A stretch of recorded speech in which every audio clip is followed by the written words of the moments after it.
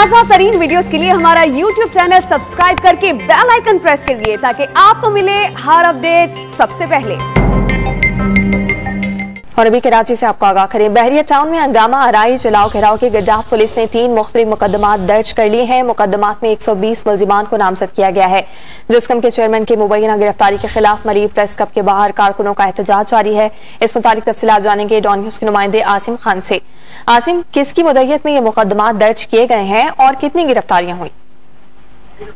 यह बहरिया टाउन में गुज़िश्ता रोज होने वाली हंगामा आराई और जलाओ घेराव के मामले पर गड्डाफ पुलिस ने 3 मुख्तलिफ मुकदमात दर्ज किए हैं, जिसमें 120 गिरफ्तार मुल्जिमान को जो है वो नामजद किया गया है, जबकि इनके जो कौम परस्त रहनुमा हैं इनको भी जो है इसमें नामजद किया गया है। मुकदमात जो हैं सरकारी मुद्दत में दहशतगर्दी, हंगामा आराई और जलाओ घेराव की दफात के तहत दर्ज किए गए हैं। हंगामा आराई के दौरान 4 ATM मशीनें, कार शोरूम, दुकानें और रेस्टोरेंट जो है वो जलाए गए थे, जबकि दूसरी तरफ गुलशन हदीस से जस्कम की चेयरमैन की मुबैना गिरफ्तारी के खिलाफ इस वक्त जस्कम के कारकुनान जो है वो मलिक प्रेस क्लब के बाहर एहतजाज भी जारी है। ताहम पुलिस ने जो है इस गिरफ्तारी से लाइलमी का इजहार किया है। उनका कहना है कि पुलिस ने जो है गिरफ्तार नहीं।